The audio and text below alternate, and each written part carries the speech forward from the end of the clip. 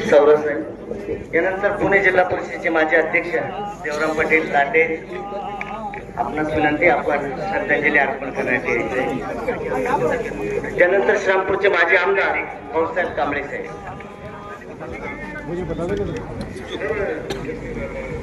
माझ्या श्रामपूर तालुक्याच्या वतीने महाराष्ट्रामध्ये खर तर गोरगरीब जनतेसाठी काम केलं ते महत्व आज आपल्यामधून हरपत आहे।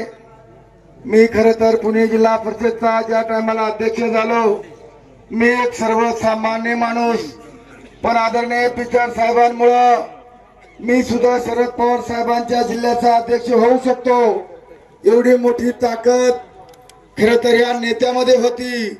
आणि म्हणून नुसती ताकद नव्हती तर संपूर्ण महाराष्ट्रामध्ये कान्याकोपऱ्यामध्ये गोरगरीब जनतेला जीव लावणारा नेता, गोरगरीब जनतेला न्याय देणारा नेता आणि खऱ्या अर्थानं समाजाच्या हक्कासाठी लढणारा नेता परत असा जन्माला येणे नाही।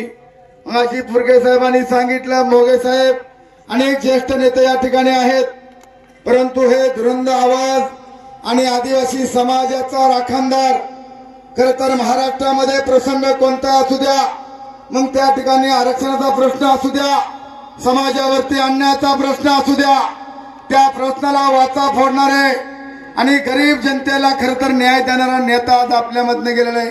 मी तर असा म्हणेल पिचड साहेब कुणाच्या तरी रूपाने परत जन्माला यावं अशा प्रकारचे मंगाशी यांचे समर्थक त्या ठिकाणी होते। खर तर डोळ्यातून अश्रू येत होतं।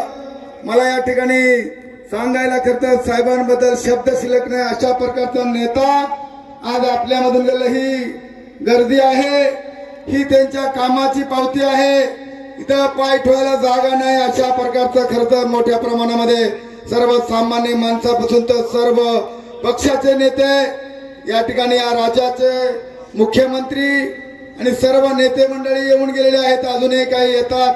आणि म्हणून असो खरं तर साहेबाच्या जाण्याने जी या महाराष्ट्रामध्ये पोकळी निर्माण झालेली आहे, ही माझ्यासारखा एक कार्यकर्ता म्हणून या ठिकाणी मला खूप दुःख होतं का साहेबांसारखा माणूस परत आदिवासी समाजामध्ये जन्माला येणार नाही आणि आदिवासी समाजाला न्याय मिळणार नाही अशा प्रकारचा नेता आज आपल्यामधून हरपलेला आहे।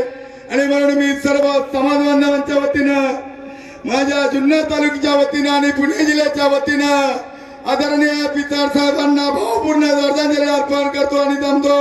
ओम शांती, ओम शांती।